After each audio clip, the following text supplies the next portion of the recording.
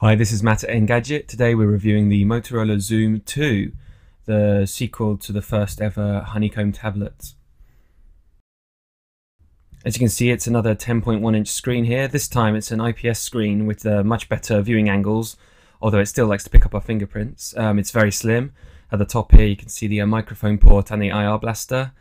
On the sides the edges are very tapered with a soft plastic rim around the back. At the bottom here you can see the micro HDMI and the micro USB port and a panel which apparently has access to nothing. There's no expandable storage on this 16GB model. It's worth noting that it feels very good in the hands, far better than the original Xoom, with the power switch and the volume rocker found on the back. Also on the back is a 5-megapixel camera capable of high definition video recording with an LED flash. Take a look at the sample here. We found the video samples weren't really up to scratch.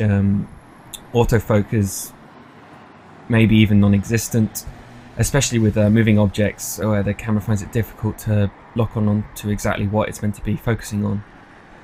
You'll find most of the moving things become a blur.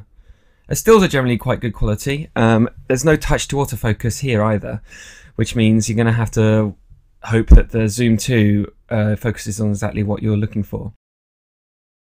Settings here include several scene modes for portrait and landscape and the like, and the ability to adjust between 3 focus modes: autofocus, infinity, and macro. Macro seems to be the best setting here for any close-up photos. We found the focus here was pretty good at picking up on what we wanted it to. You're able to adjust exposure and the size of the picture, and a few fun color modes like a negative and black and white. Going back to the software, the Xoom 2 arrives with Android 3.2, that's Honeycomb, the latest version, although we've been told by Motorola to expect Ice Cream Sandwich some point next year. It's very slick, very smooth, especially compared to when the original Xoom launched. The web browser itself is also very slick. It's very responsive to touch, and Motorola have added a special feature called Intelligent Grip Suppression, which means, although it sometimes does pick up our 2-finger motions as Xoom, means you'll be able to scroll while holding the tablet on the screen. Unlike the Motorola Droid Razr, there's thankfully not so much bloatware on the Xoom 2. One thing of note is the Motocast app, which allows you to sync music, photos and video to your tablet from your PC or Mac. It's a relatively painless way to sync all your media to your devices, and there's a profiler and a music player built in. The music part actually reminds us a lot of Google Music, and the cloud software is probably a very good idea given the paucity of storage. The 1.5 GHz dual-core processor found in the Xoom 2 has no problems dealing with intensive apps and games. As you can see, this is Shadowgun running here, and it's very smooth and looks very detailed on the 10.1-inch screen. We also tried out Motorola's new active stylus that works exclusively with Xoom 2 software. It's got a solid nib and requires a quadruple A battery to work, but it's got a very good quality weight to it and reminds us of the Wacom stylus.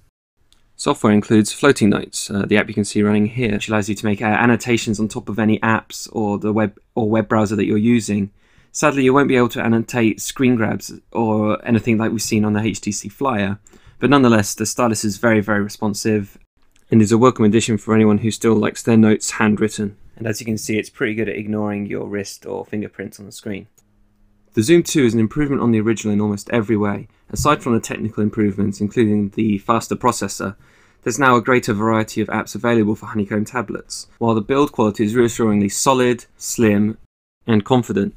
The oddly shaped corners really do make a difference when handling the tablet for an extended period of time, and although it did seem oddly more comfortable in the portrait position than it did horizontally.